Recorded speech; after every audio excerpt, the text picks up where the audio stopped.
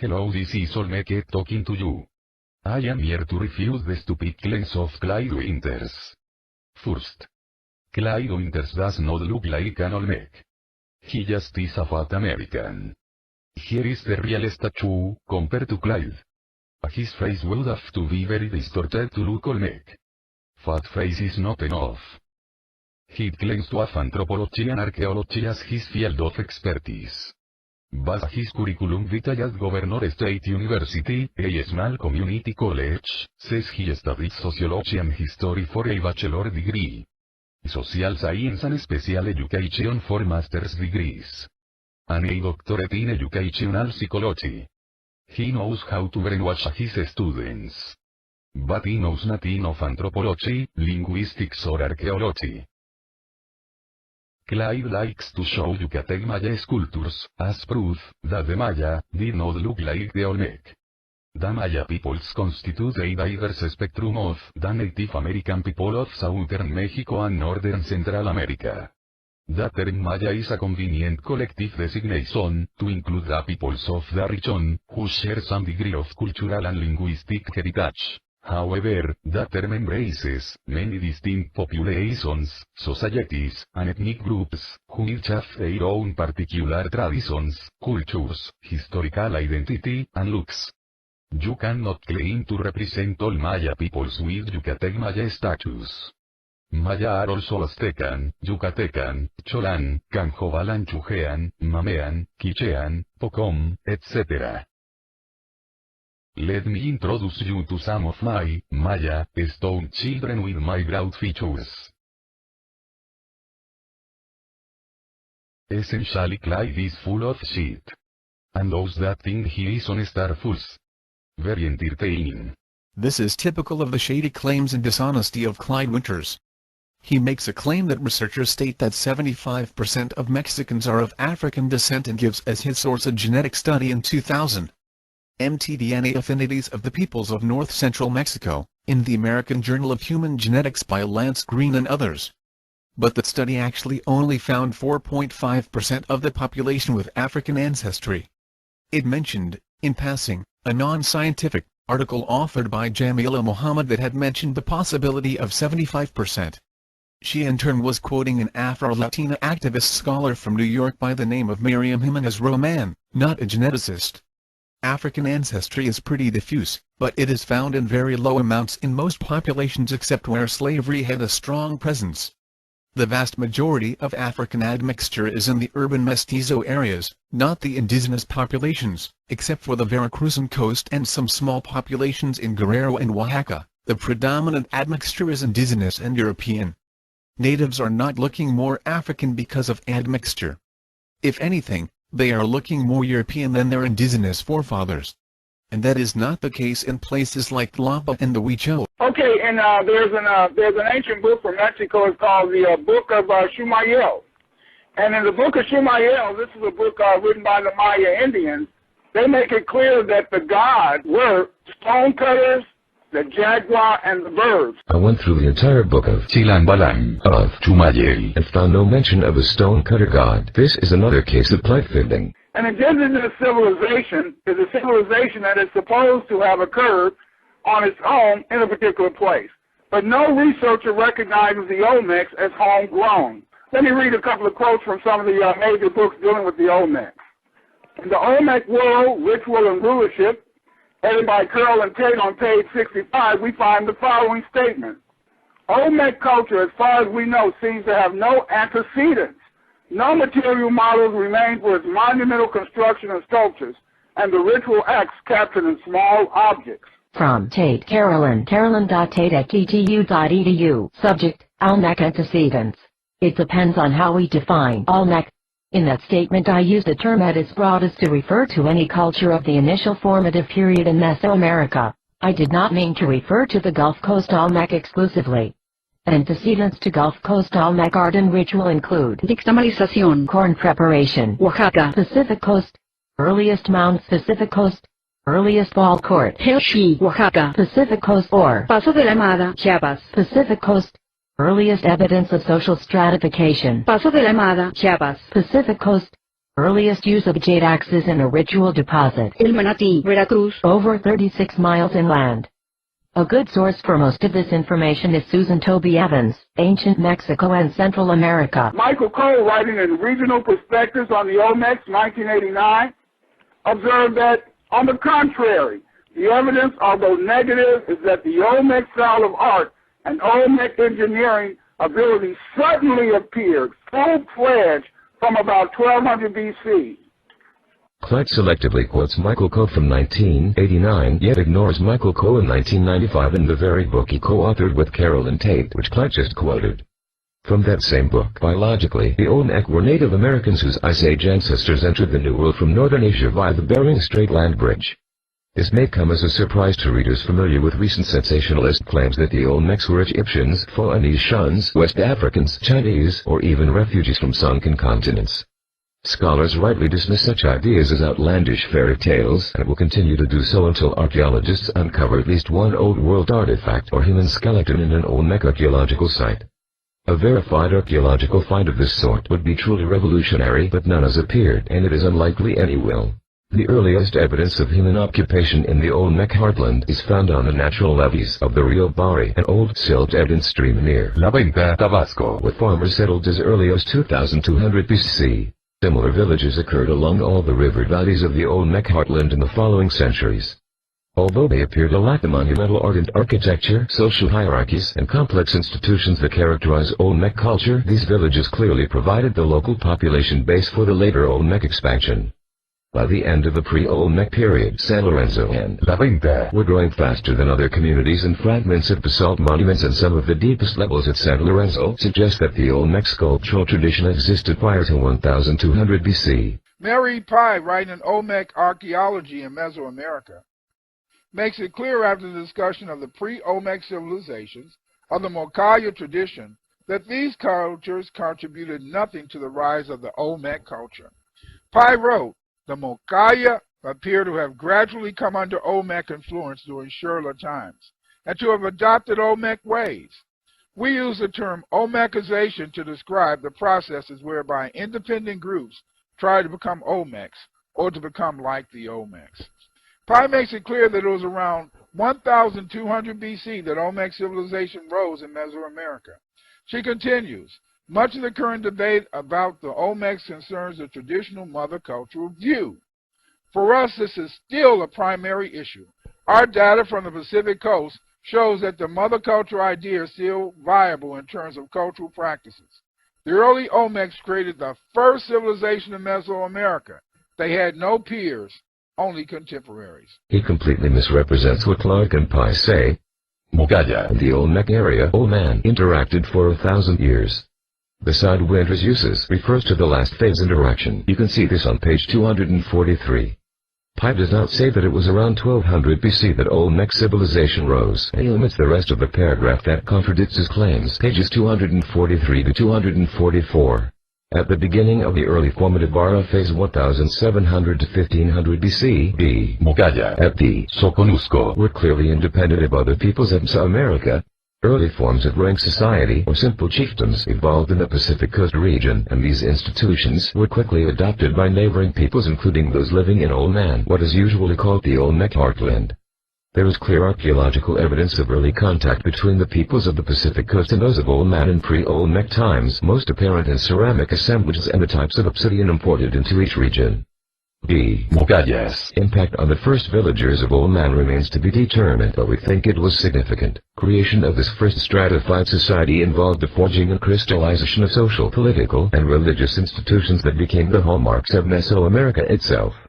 As with all historical entities and cultural configurations, this was not creation ex nihilo, but from pre-existent matter. The Olmecs clearly were influenced by their predecessors and neighbors, such as the Mokaya, in significant ways, but they also created essentially new institutions on their own, and for this reason they hold the founding position in Mesoamerican history. Once the Olmecs had devised hierarchical forms of social and political life, their continuing interactions with their more distant neighbors served to impart these beliefs and practices to others who, for reasons of personal advantages, adopted them. Richard A. Dow, in the Olmecs, America's First Civilization, wrote, "The identity of these first Olmecs remains a mystery. Some scholars believe they were Mokaya, migrants from the Pacific coast of Chiapas, who brought improved maize strains and incipient social stratification with them. Others propose that Olmec culture evolved among the local indigenous populations without significant external stimulus. I prefer the latter position, but freely admit that we lack sufficient information on the period before 1500 BC to resolve this issue. You can see that quote on page 25. Deal poses only two possibilities: Mugaya, or indigenous local development, nothing else, so this does not allow the possibility of an African intervention. Also see that San Lorenzo has been pushed back to 1600 BC and that the pottery from that period is identical to pottery from Mugaya, El Manatí, and Chiapas. Supporting Clark and Pye that there were several contacts between San Lorenzo and Mugaya. The first one, Mugaya, was more advanced and influenced San Lorenzo, and later comes the contact used by Winters where San Lorenzo came back and influenced Mugaya. Clyde claimed the Olmec arose suddenly in 1200 BC, yet he just read a quote that states that the Olmec were already forming over 300 years before in 1500 BC. 300 sudden years. Also, as usual, Winters quotes selectively. Immediately preceding his quote on page 25 is, until recently archaeologists believed that Olmec culture did not emerge as an identifiable entity until 1200 BC, but today they can trace its origins probably to at least 1600 to 1500 BC. During that century, true Olmec remains were ritually deposited at El Manatí, a sacred shrine near San Lorenzo in the lower Coatzacoalcos basin. There is good reason to believe that the worshippers came from San Lorenzo, the first large Olmec center and possibly the original hearth of Olmec culture and art. And then on page 27, excavations at San Lorenzo had revealed three phases of occupation prior to its emergence as a full-blown city of 1200 BC. Ojoti, 1550 to 1350 BC. Bajío, 1350 to 1250 BC. And Chicharras, 1250 to 1150 BC. Remains of these occupations lie deeply buried under later debris, but even so, recent excavations suggest that San Lorenzo covered at least 20 ha 49 acres by 1250 BC. Surveys in the 400 square kilometer 155 square miles region around San Lorenzo identified more than 1,000 Bajío and Chicharras face such that formed a complex three-tiered settlement hierarchy with the village of San Lorenzo at its apex. The subsidiary communities included 9 small villages and scores of small hamlets and farmsteads. Most settlements were located on high ground that did not flood but yet provided access to fresh water and fluvial transport. San Lorenzo was the largest village in the region and seems to have dominated the entire zone even at this early time, perhaps receiving food and other tribute from its subordinates. Ojoti Face pottery includes utilitarian wares used in daily life as well as finely made vessels suitable for ceremonial feasting. Vessel forms included bowls, thin wall, Picomates, restricted mouth jaws that resembled gourds, and jaws without flaring necks. Red slips and a variety of surface modifications such as the grooving, punctuation, and contrasting polished and rubbed areas all added to the attractiveness of the vessels. Ojoti Face pottery is virtually identical to Manatí, A-face ceramics, as well as more distant Belicer, face materials in Tabasco and Barra face pottery found in coastal Chiapas across the Isthmus of Tehuantepec. Poole, in Olmec archaeology in early Mesoamerica, argues that continuity exists between the Olmecs and pre-Olmec cultures in Mexico. But Poole admits that this conclusion contrasts sharply with that of excavators at San Lorenzo, who reported dramatic change in ceramic type and argued on this basis for a foreign incursion of Olmecs into Olmen.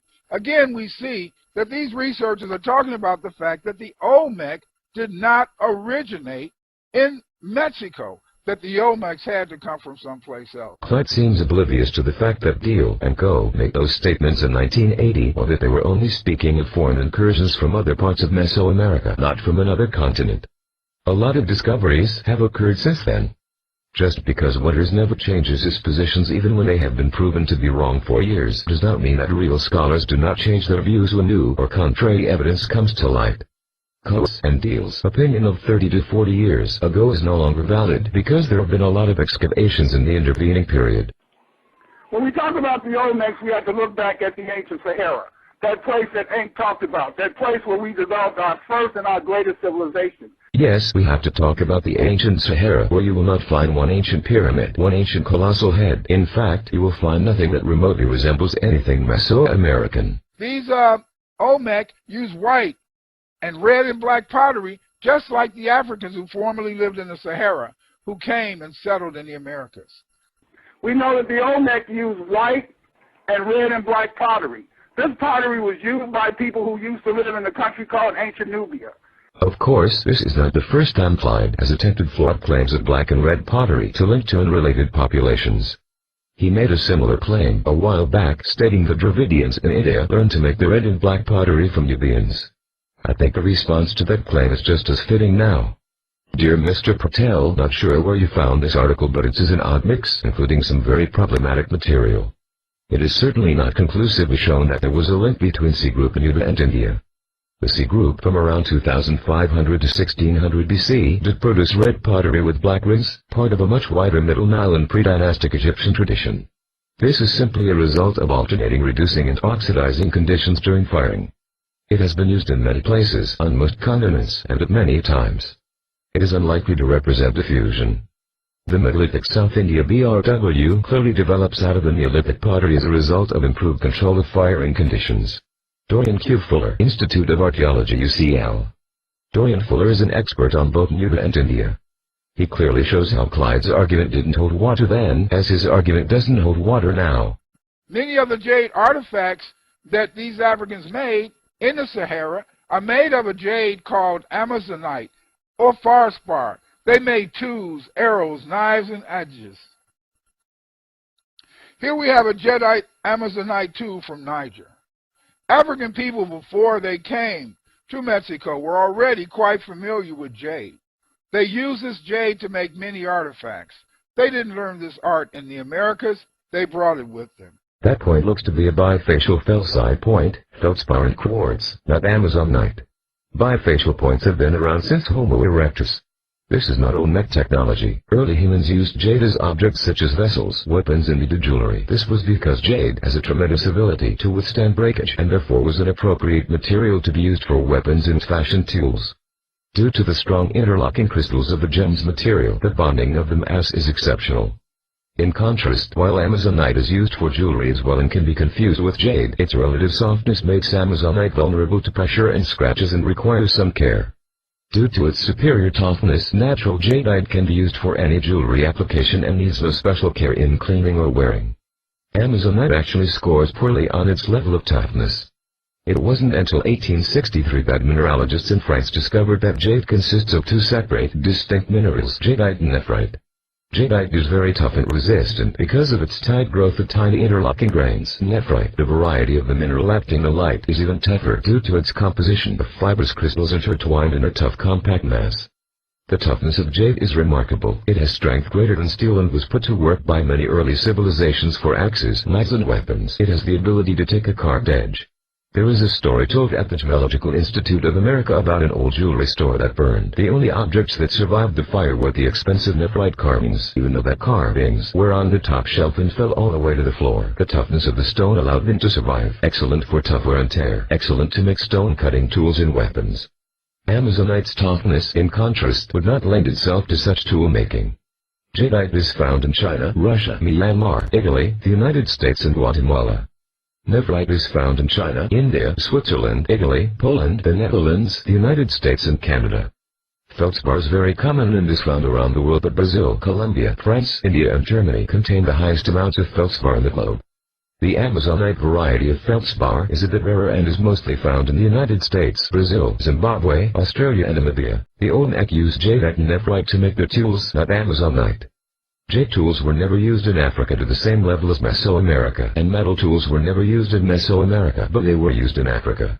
Clear evidence of a lack of contact between Africa and Mesoamerica. In the Sahara, we find boats, and these boats always have an X inside a box. The same boats are found in Mexico. Clyde fails to mention that the only possible evidence for these boats in the Sahara are petroglyphs, and contrary to Clyde's claims, they do not have X in a box depicted in them. This is just another part of Clyde's fantastical imagination. Here you can see Stella's number 67.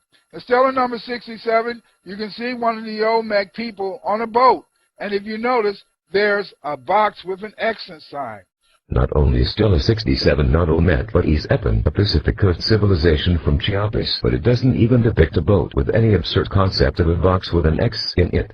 If you look carefully at the colorized version to identify the elements of the stela, the supposed X's are part of two creatures that are in the water on both sides of the boat, not a part of the boat itself. The origin of the study of Olmecs began with Leo Viner in Africa and the Discovery of America.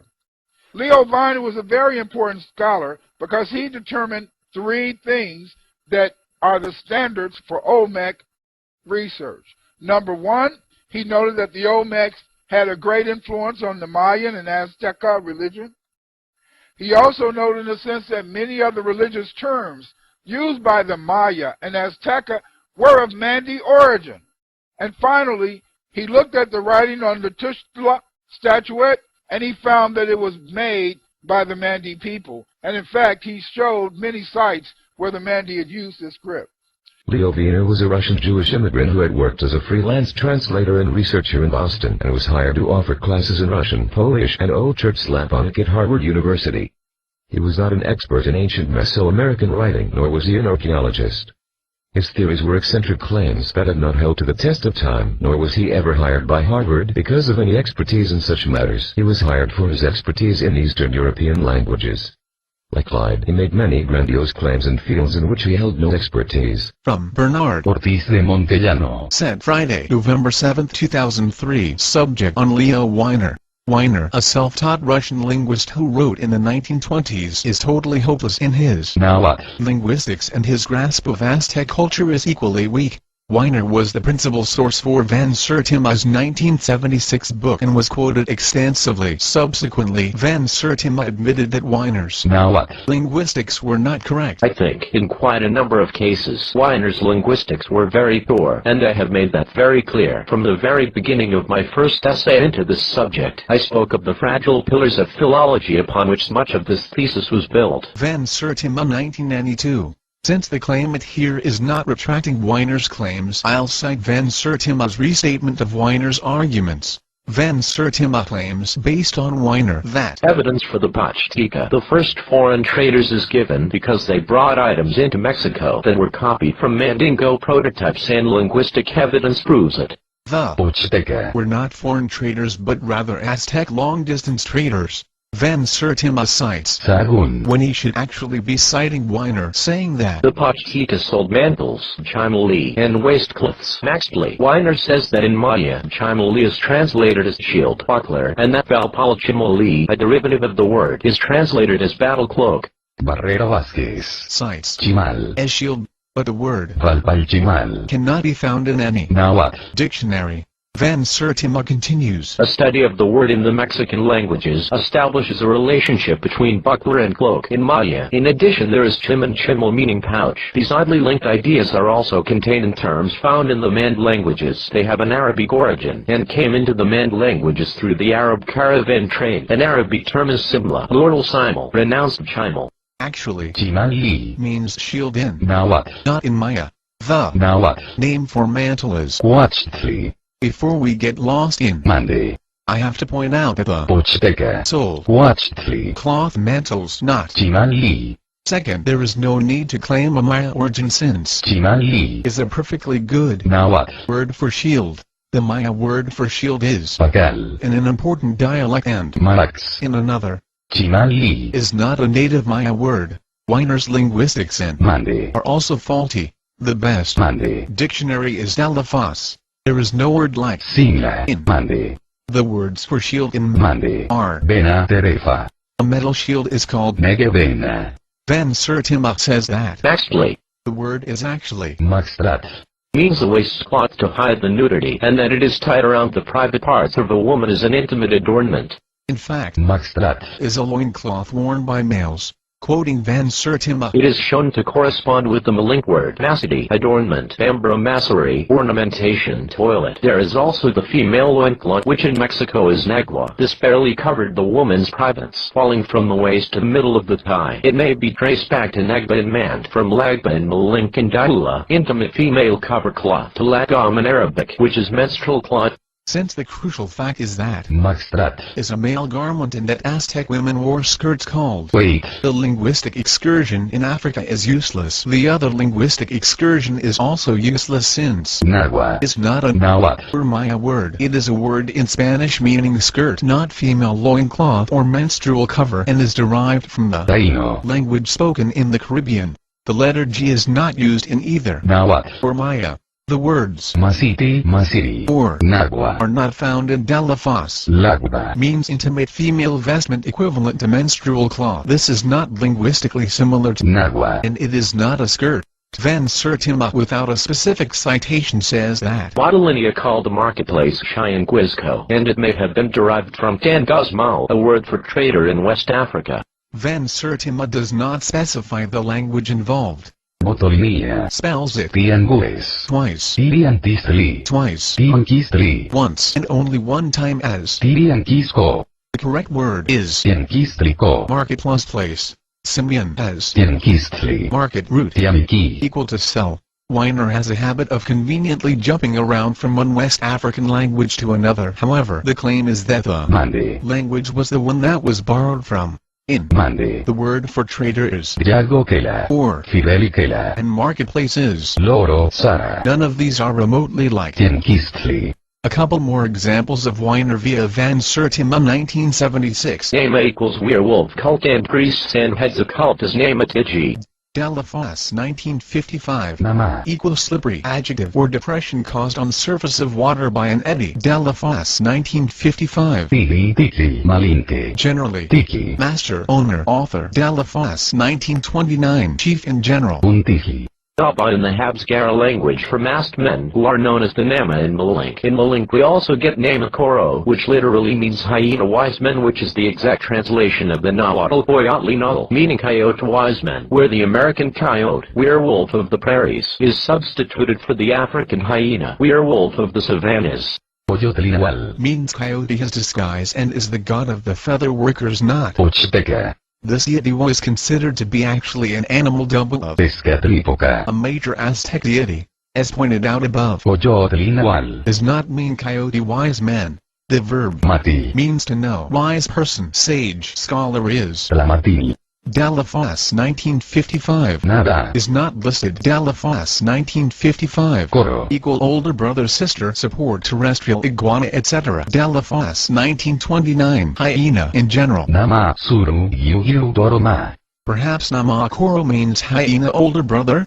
Sincerely, Bernard, Professor Emeritus Anthropology, Wayne State University. In Africa, the Mande-speaking people wrote the so-called Libico-Berber inscriptions, found between the Fezzan in Libya, Tadartachit in Mauritania, and the Niger Valley.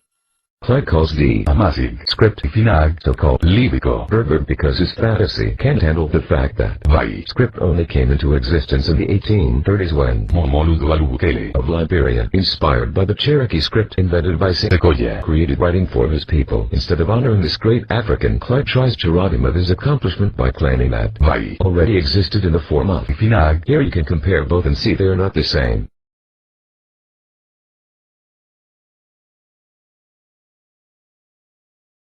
Mexican traditions recorded by Friar Diego de Landa and the Mayan historian Ixtacatl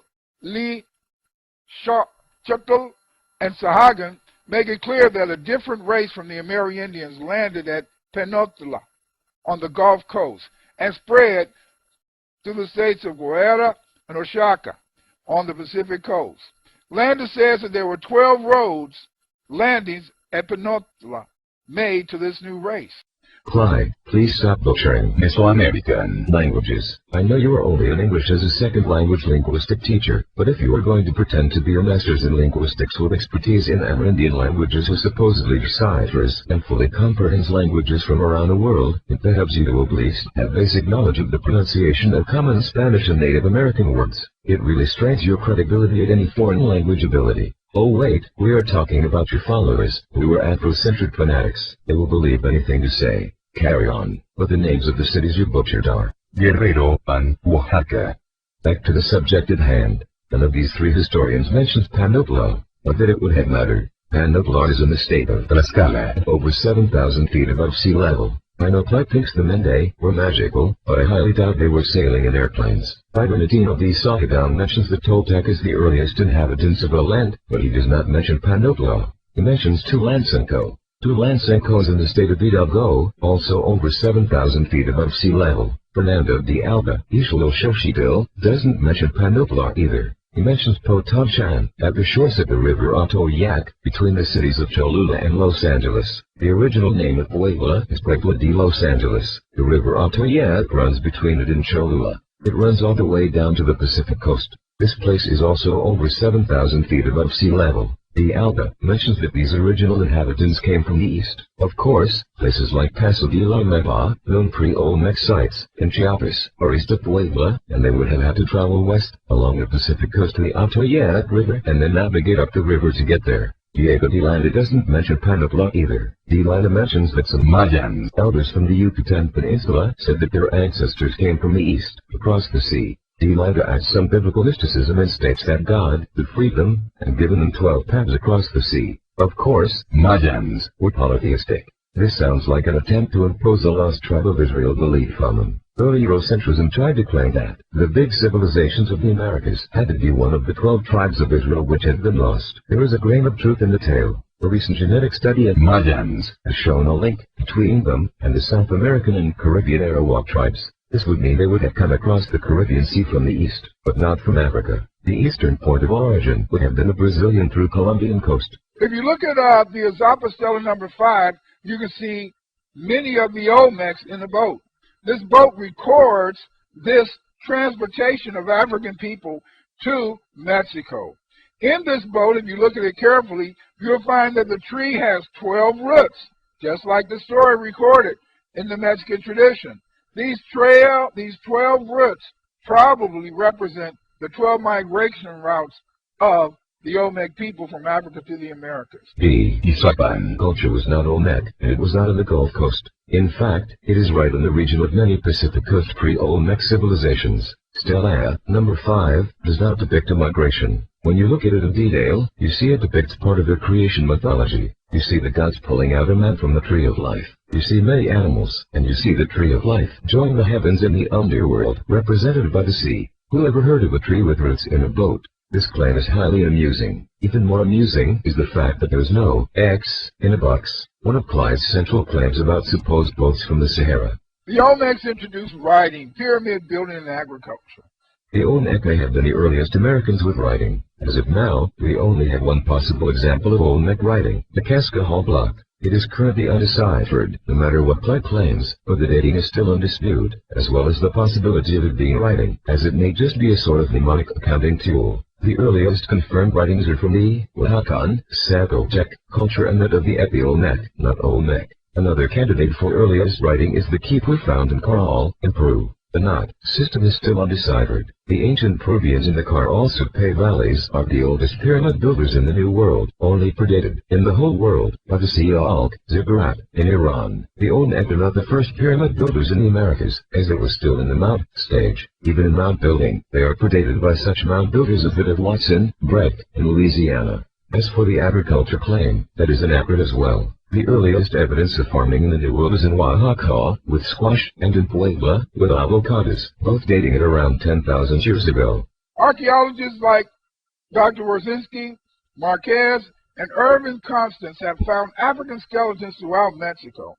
Carlos Cuervo Marquez never found any skeletons in Mexico. He was a general in Colombia who also liked to do ethnography. He was a racialist of his time. He was referring to archaic skeletons found all over the Americas, from Bolivia to Mexico, which he personally did not find. He specifically mentioned two found by Juan Carrasquilla in Sumapaz, Colombia, which he believed of a different race because of their prognatism, low forehead, and marked brow ridges. These were Paleo-Indian remains, and as we now know, we still have Native Americans with those types of proportions. Miss Constance Irwin never dug a bone in her life, was a librarian at the University of Iowa, and was just an armchair diffusionist scholar like Clyde. The only true anthropologist of the three, Warzinski, was a Polish anthropologist who used a flawed methodology, even in his day. Wyszynski used an outdated methodology, even in 1962, where supposed racial types, 16 in all, could be detected mathematically by comparing just 3 populations, Uganda, Mongolia and Poland, to whatever population was being analyzed. I kid you not. Especially at former Olmec sites.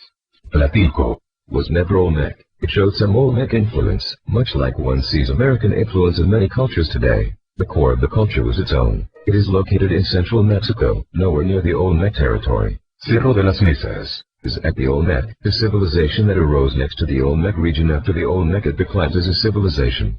According to Wyszynski, many of these skeletons were of African people. Wyszynski claims that he finds African hybrids as well as pure Asians and Europeans, and their hybrids. Remember that Wyszynski had a methodology that claimed 16 racial types, 4 of them specifically European, which he labeled as Nordic, A, Mediterranean, E, Armenoid, as in Armenia, X, Lapponoid, as in Laplanders of Finland, L, of course, his methodology had 3 non-European categories that were seen as European-like. Berberic, as in Berbers in North Africa, V, Inuit, as in Ainu of Japan, P, and Oriental, as in the people of India. K, mind you, I don't buy into any of his hogwash, but it's bad enough on its own, without Clyde making even more preposterous claims. Oh yeah, I forgot, Wyszynski added Cro-Magnoid, Y, as European as well. Then he had 4 classic Asian, Mongoloid, M, Arctic, I, Pacific, Z, and Highland. Q. Then he had 3 classic African types, Negroid or Bushmanoid, N, Pygmic, O, and Sudanese. X. His last category was Australoid. T. Those were his 16 racial types. Wyszynski claimed that from these 16 pure racial types, all other humans could be explained as hybrids, or intermediates. All others were supposed hybrids of these, even Native Americans. He found in a sense that some of these Olmec were what he called Lapponoid, the Pacific type, the Bush Equatorial, the Armenian. But all of these types were basically, in a sense, African people. These were not terms that referred to people who were European or Native American. They referred to African people. It is entertaining listening to Clyde try to tell his listeners that he knew what Wyszynski was referring to, even better than Wyszynski. Wyszynski was quite clear on who he thought was Lapponoid, and who he thought was Armenoid. Wyszynski claimed that until Tlatelolco, 3.9% of the remains were pure Armenoid, and 1.9% of the remains were pure Alpine. He also thought 1.9% were pure Inuit, 7.7% were pure Pacific, or Chinese-looking, and then the rest were supposedly hybrids. Of course, Sub-Inuit and Inuit with Arctic are both pure Asian hybrids, so supposedly 28.9% of Tlatelolco and 27.9% of Cerro de las Mesas was pure Asian, compared to only 5% pure European. Of course, Lapponoid is as close as you get to an Asian look in Europe, so you can bet that Sub-Pacific was supposedly pretty Asian-looking as well. That would make 67.4% of Tlatelolco. 90.9% of Cerro de las Mesas, pretty much Asian-looking. But didn't he say that some were African-looking?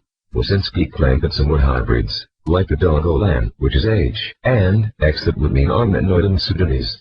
Well, here is a supposed Dongolan skull. Except for the artificial flattening of the head, the face is very similar to Pelican Rapids woman, a skull that was studied recently. Supposedly the closest population was Moriori. Well, here in Moriori, that facial structure could easily be Native American. That is the problem. Wyszynski makes all these hybrid claims because he fails to recognize Native American variety. He has to fit everything into his preconceived racial types. Of course, I have addressed these old craniometric studies of Native Americans that claimed them as European or African before. Regurgitating.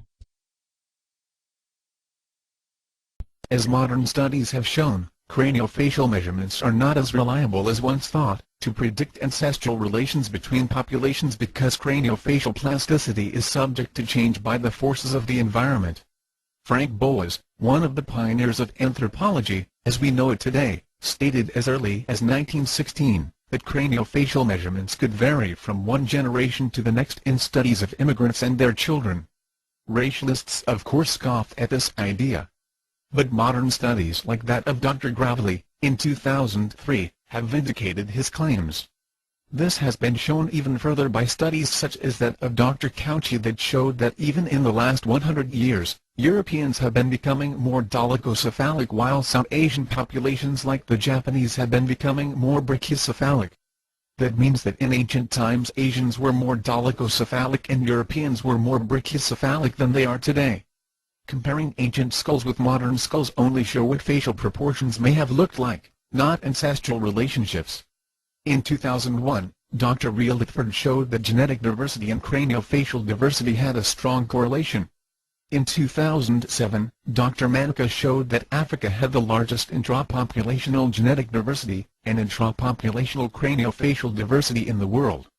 In other words, if you took most any single African population and looked at the variation within that population, and it would have a higher variability of genetic material and craniofacial proportions than any other single population in the world.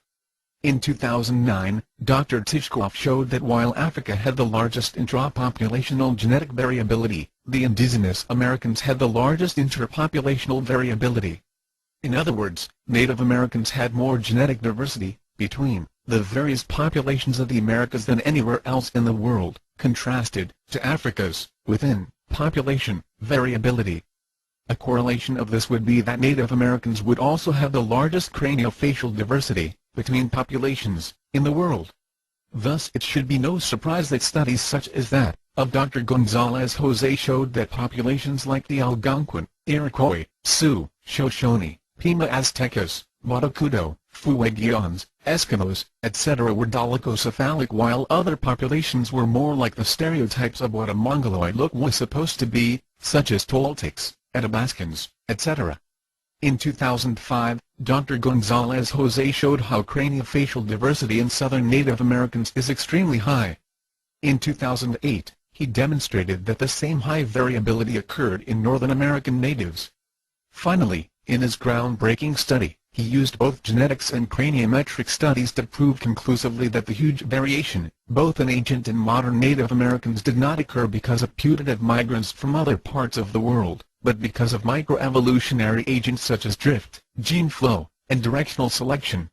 This confirms what Armalagos and Williams have also been arguing all along, when they showed in various studies that craniofacial racial prediction studies were not very accurate, especially when trying to predict isolated individuals versus trends in whole populations.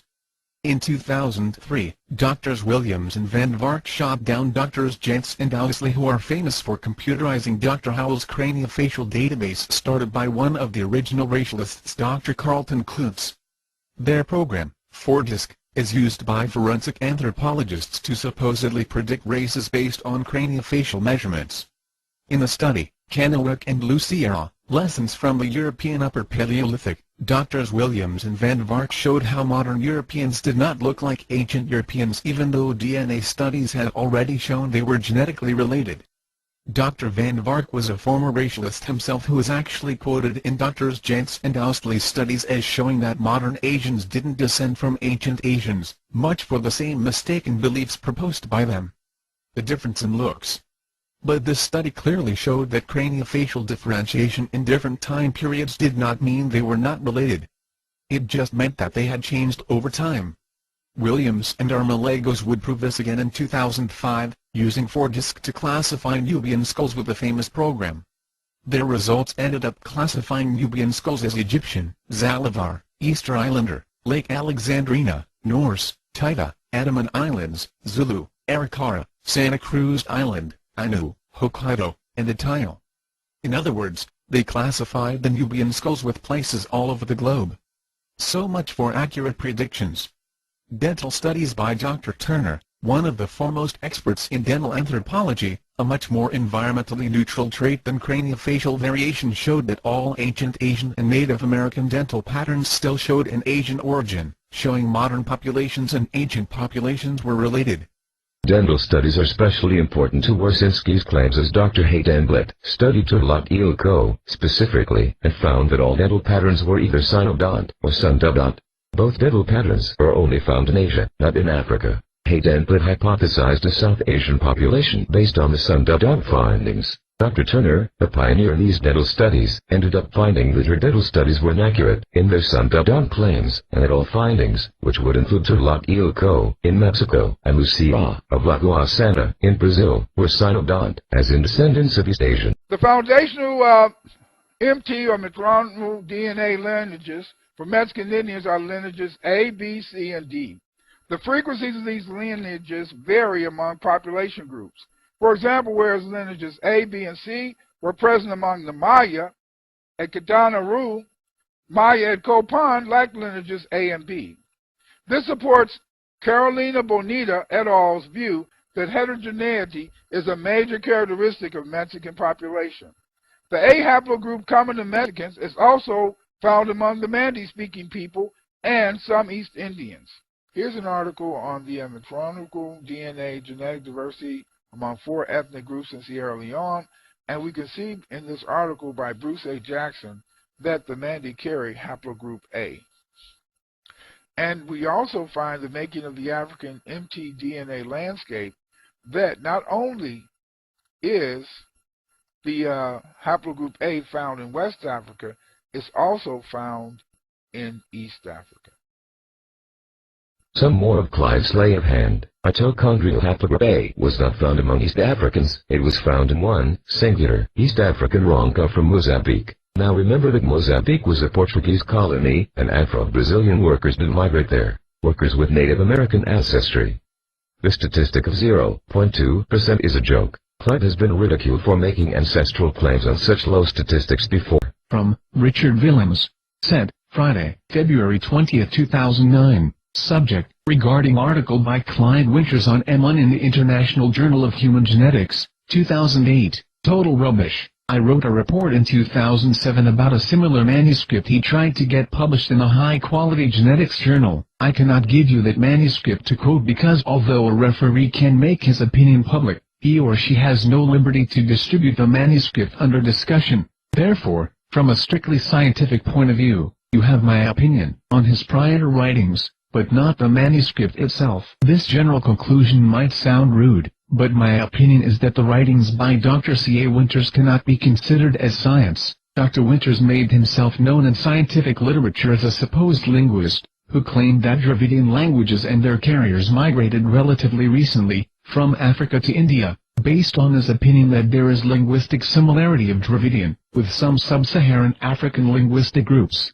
I asked several different linguists, among them world-leading specialists, and they rejected this hypothesis unanimously. Now Dr. Winters attempts an approach from another side, trying to reinterpret phylogeny and phylogeography of human mtDNA lineages and to show that the two groups of highly competent geneticists' papers, that of A. M. Gonzalez et al., and by A. Olivieri et al., dealing with the origin of M1, are wrong where they conclude that mtDNA haplogroup M1 has arisen outside Africa and migrated back to Africa later on. It is not the first attempt of Dr. Winters to leave a signature in a scholarly journal. Recently, he succeeded in publishing a reply in Bioessays, and though a short response of the authors made it clear where his mistake was, he just did not know that the nomenclature of haplogroup M lineages had been changed already more than 8 years ago. He comes now again and insists that his supposed interpretation, this time of a typology of a phylogenetic tree, is correct and everybody else is wrong. The problem is that Dr. Winters lacks the basic education in phylogenetics and in population genetics in general, and though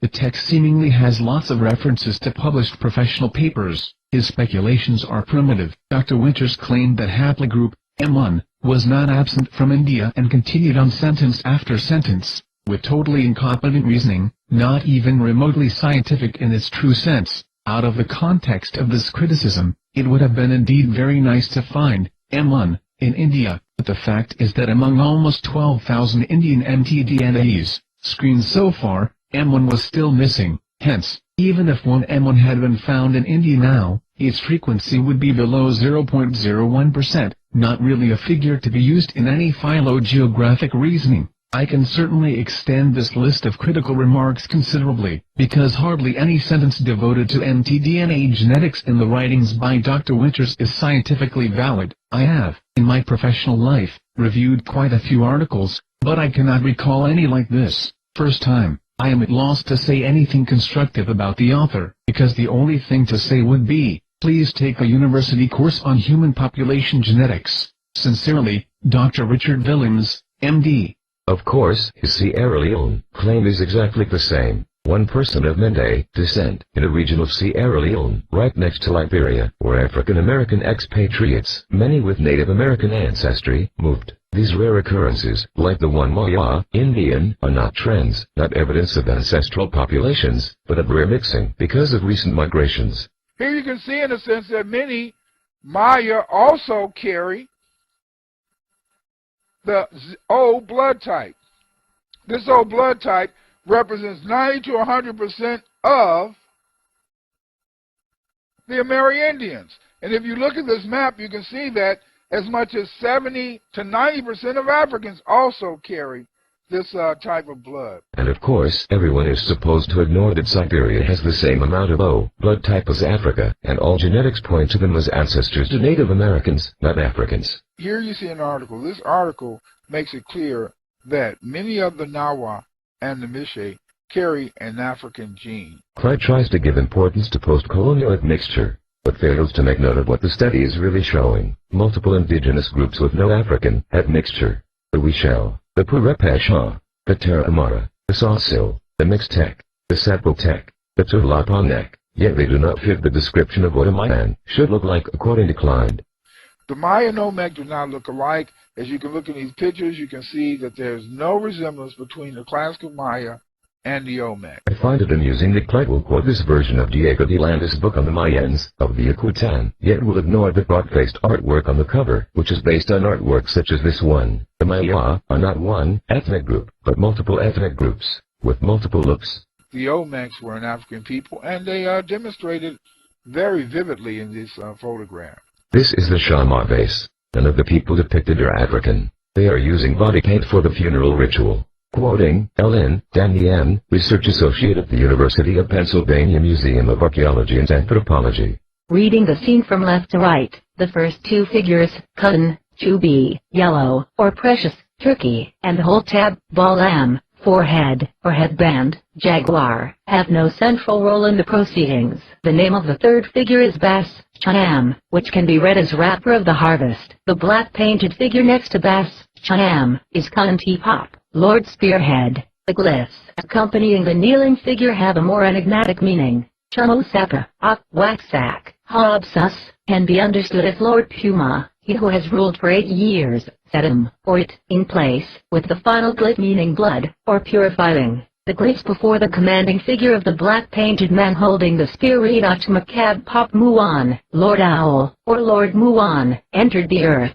The final figure is Kanmu, Chakacha, young Lord Yellow Macaw. The important event being commemorated is the funeral, or the entering the earth, of Lord Muan. His heir, the young lord, is behind him, observing the ceremonies. The phrase Charak, Aha, literally, young sprout, is frequently used to identify the heir apparent. Among the attendants on the vase is the person who dresses the dead, Bastayam, the rapper of the harvest. Such a description of his function reinforces the argument made by Marshall Becker, 1992, that interment of the dead for the lowland Maya was not burial, but rather, an offering to the Earth Lord. Kanti Pop, Lord Spearhead, is a central participant in the ceremony surrounding this offering. The kneeling figure, Lord Puma, is about to be sacrificed as part of the purification ritual in connection with Lord Muan's funerary ceremonies. The sacrificial paper earrings he wears, his lack of other ornament, his position under the blade, all point to his imminent sacrifice. The mat design on his thigh and arm identify him as a member of the elite class. When captives are shown on lowland monuments, they are usually identified by their name glyphs on their bodies. So, as one can easily see that the body paint is being used because of the funerary element of the event, and that the son of the Lord, with the spear, is right behind him. The sun is not black, and neither is the Lord Muan, who obviously has unpainted feet and hands. Salsassin likes to talk about Dr. Clyde Winters. And Winters obviously likes to talk about Winters as well, as he refers to himself in third person. Dr. Clyde Winters is an author. He's written a very important book called Atlantis in Mexico. Nothing important about this work of fiction, unless you are trying to contribute to a struggling author's pocket. This work of fiction couldn't even get published in a regular publisher as no one would take it. Clyde had to self-publish it through Lulu.com. Dr. Winters is a graduate of the University of Illinois, Champaign-Urbana. At the University of Illinois, Champaign-Urbana, Dr. Winters earned a master's degree in social science, and he minored in anthropology and linguistics. I contacted the University of Illinois at Champaign-Urbana. It so happens that degrees are a matter of public record. Universities have to make sure people do not fraudulently claim degrees they never earned. They graciously looked up Clyde Winters for me. Clyde Winters received a Bachelor's of Arts in Teaching of Social Studies on February 15, 1973, and a Master's in Social Science on June 9, 1973. Oops, Clyde. I guess they have no record of the 2 minors you claim. Even if I give you the benefit of the doubt, having 2 minors, in other words, having taken the bare minimum basic courses in anthropology and linguistics, would not make you an expert in either field. You don't even have a bachelor's in those arenas. Your specialty is teaching social studies. Dr. Winters is a professor of education, but he has also taught linguistics. Because of the fact that Dr. Winters has a master's degree in anthropology and linguistics, Dr. Winters taught linguistics at St. Xavier University in Chicago before his present teaching position. Liar, liar, pants on fire, Clyde. You changed your story even in the same video.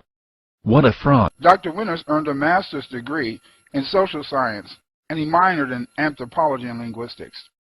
So which one is it? You have a master's in anthropology and linguistics, or you have a master's in social science with minors in anthropology and linguistics. A master's and a minor are not the same thing. Or, as the records office says, you only have a master's in social science. I think I will believe the records office more. As for your linguistics claim, why are you so fraudulent?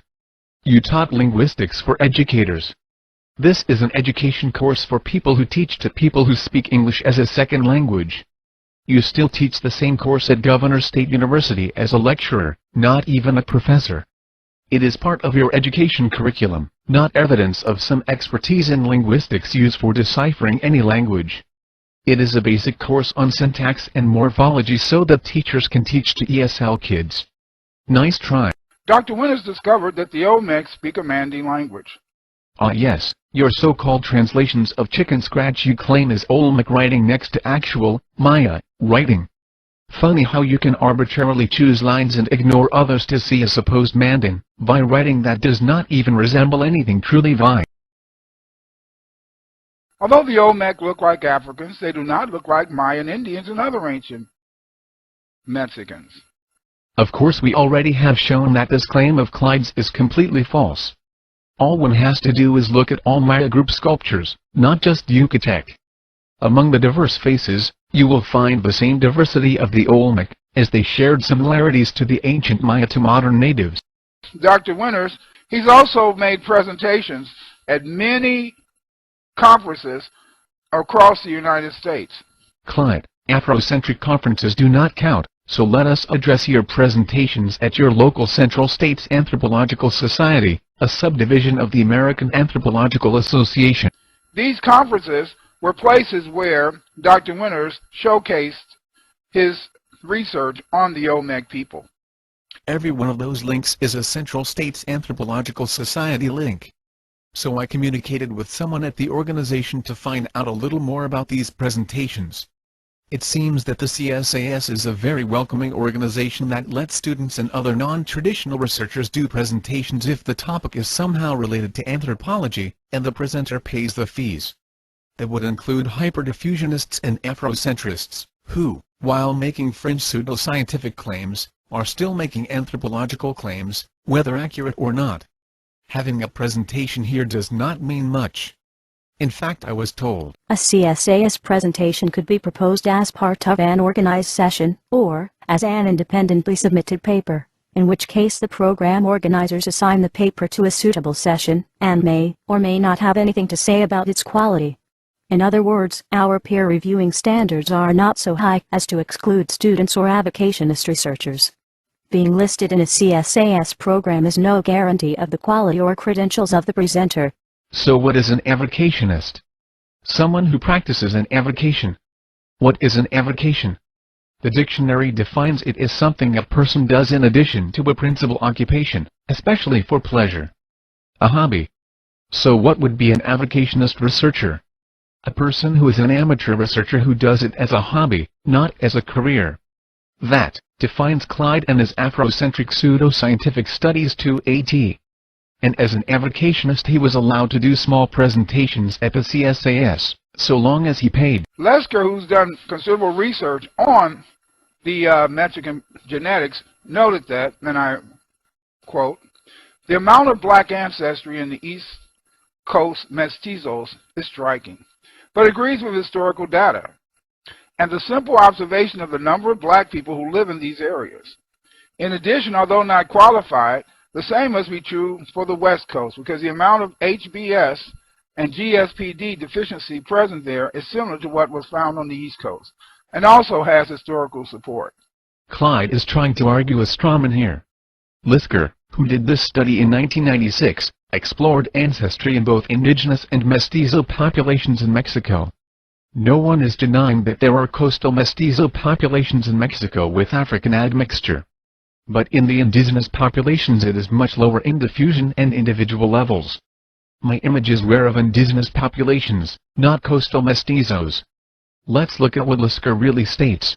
First, Lesker sampled 9 indigenous populations, the Chol, Chontal, Huasteco, and Totonaco from the Maya groups, Mazateco and Zapoteco from the Mixteco groups, and Cora, Huichol, and Nahua from the Nahua groups. Second, Lesker sampled 11 mestizo populations, El Carmen, Paraíso, Saladero, Tamiahua, and Veracruz from the coast and Mexico City, Puebla, León, Mérida, Oaxaca, and Saltillo, from farther inland. And only 2 indigenous groups were even tested further for African ancestry because the others were completely homozygous lacking HBS, sickle cell anemia. 3 individuals were found heterozygous for HBS, 2 Chantal and 1 Cora, so they tested those 2 populations for African admixture as well. This means that of the Mayan populations, the Chol, Huasteco and Totonaco showed no African admixture. Neither did the Mazatecos, Zapotecos, Huichol and Nahua. And of the Chol and Chontal, only 3 individuals. Where is Clyde's supposedly heavy African admixture in Indians? The amount of black ancestry in the East Coast mestizos was striking but agreed with historical data and the simple observation of the number of black people who live in these areas. The same must be true for the West Coast with similar genetics and historical record. So we have Lesker clearly stating that the heavy admixture found was only in coastal mestizos, not indigenous populations. Of the indigenous groups, the Chontal only had 5% African admixture, and the Cora, less than 1% at 0.8%. Let me remind you that I have used images from indigenous populations, not mestizo. Indigenous populations such as the Huasteco, Huichol, Nahua, etc. Even artwork, as in the case of the Totonaco. All with 0 African ancestry, as verified by the very genetic test Clyde loves to quote. That of Reuben Lesker. Among Indian groups, Lesker in 1996 found among the Chantal, they had 5%, and the Cora 8% African admixture. This is very interesting because the Cora Indians, they have not lived in an area where African people are slaves. This comment isn't insulting to Native Americans, it is insulting to Africans.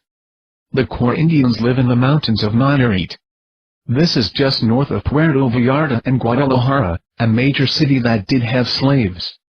While Veracruz had a lot more slaves, just like in Veracruz, slaves escaped. If Yonga could climb into the mountains to escape and form the first free town in the Americas, so could others. Furthermore, not all Afro-descent people were slaves. Some even came as conquistadors. And they had children as well. To assume none could make it up to Nayarit to contribute a measly 0.8% African ancestry to the Cora, is to insinuate that Africans were mere cattle incapable of exploring the remote regions of Mexico. Now here again are the percentage of African ancestry according to Lesker. Paraíso, 21.7%. El Carmen, 28.4%. Veracruz, 25.6%. Saladero, 30.2%. Tamiahua, 40.5%.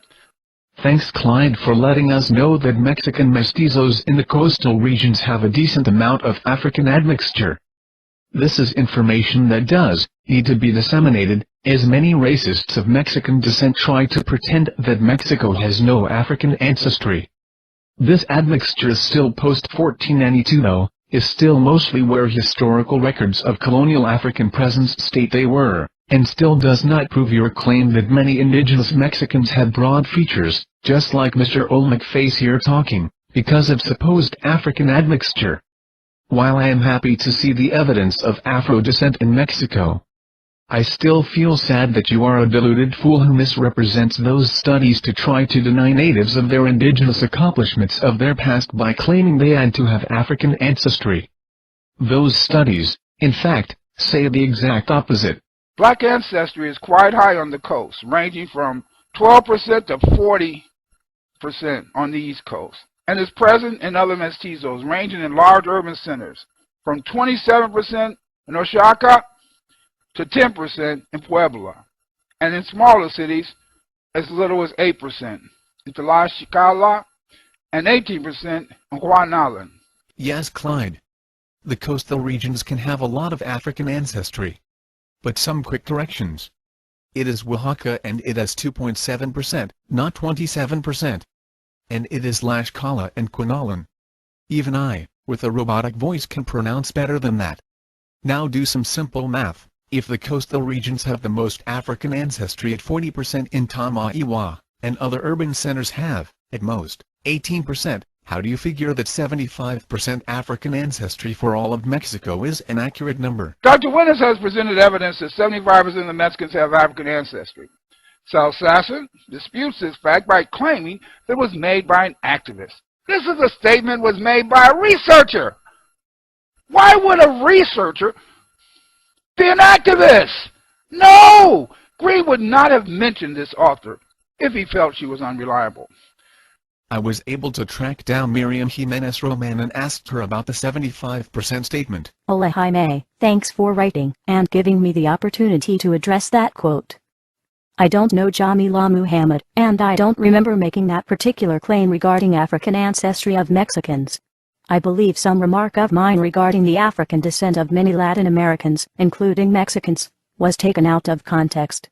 The reasons I wouldn't say something as specific as 75% are captured in your question concerning census or genetics. Until very recently, national censuses throughout Latin America and the Caribbean have avoided questions about race, preferring to promote an ideology of racial mixture and racial democracy. In practical terms, this meant that blacks and indigenous people didn't exist statistically, and by extension there was no way to demonstrate that certain groups were subjected to discriminatory practices. One of the most important efforts among anti-racist organizations throughout the Americas has been to get their governments to include racial categories in the census and other national reporting instruments. As far as I know, Mexico has yet to institute racial questions on their census, so we really don't know how many Afro-Mexicans there are. We only have the census figures from the early 19th century and guesstimates by international organizations. All this to say that I couldn't and wouldn't make the claim that Muhammad attributes to me. As for genetics, with extremely rare exceptions, all the world's people are genetically mixed. Considering that so many enslaved Africans were taken to New Spain, and that most castes had African ancestry, it's not outside the realm of possibility to say that the vast majority of Mexicans today have African ancestry. I hope this answers your question. Miriam. Can't say I am a proponent of racial categories, but I do understand your concern that there are no statistics to keep track of discrimination. While I do not believe in, or support, racial categories, maybe reporting ancestral and ethnic affiliations would help. Her reply was informative and clearly stated that the claim of 75% was just speculative. She was honest, in extreme and stark contrast to Clyde's fraudulence. This is not the only genetic evidence of African and Mexican admixture. We know that there's heterogeneity among Mexican populations. We find the African Y chromosome among the Maya. We also find haplotypes L1 and L2 found among isolated groups in north-central Mexico, Quora, Huachao. And this is very interesting because L1 and L2, these are haplogroups that only African people carry. We see a high frequency of African HLAs, Vatagen of the Rhea system among Indians and police. We see A, 22, common among Eastern Maya, the B allele of the AVO system among 6 Maya groups, and Neotomi. There is so much black heritage among the Indians that it is just unbelievable. Damn, you really do act and sound like Vizini from The Princess Bride. Quite amusing. And Neotomi. There is so much black heritage among the Indians that it is just unbelievable. And like Vizini, you think you are cleverer than you really are, Clyde. You make the same claims over and over, even though they have been refuted to death. The African Y chromosomes in the Maya claim was based off of Underhill's study, which found 1, I repeat, 1, Maya, with Y chromosome markers that seem to be African. The L1, L2 claims are actually Clyde being a fool as usual. The study was green, and he found L1 and L2 in cosmopolitan groups of north-central Mexico, in the cities of Ojinaga and Juarez. Not indigenous populations. The African haplotypes used in that study were L1, L2 and L3. The study of Ruben Lisker we talked about before, was the one that looked at the Huichol and Cora. They both reside in Nayarit, which is in western Mexico, not north-central Mexico, and only the Cora showed 0.8% African ancestry, as the Huichol showed no African admixture whatsoever. The rest of the claims come from Guthrie, a hyperdiffusionist, not a scientist. HLAs are your human immune system and are highly adaptive, and therefore not good for tracing ancestry. A28 is an HLA. The Vanagen claim is actually a regurgitation of a 1943 study by Arthur Morant. It is the V, antigen, not Vanagen. And we have come a long way in genetics since 1943. Of course, what Guthrie failed to do, is look up Morant's more recent research, where he clearly stated that the V, antigen in Native Americans was more related to the Ainu in Japan, not to Africans. Finally, the B allele of the ABO blood system is most common in Asians, not Africans, so that whole claim is bogus. Instead of quoting outdated studies, misquoting others, and quoting hyperdiffusionists with corrupted methodologies such as yours, you should try to read the most current research out there. Silva Solexi published a study in 2008, and we are almost done with 2009. You would think you could quote that study at least once. Hint. Look at the Mexican mean for African ancestry.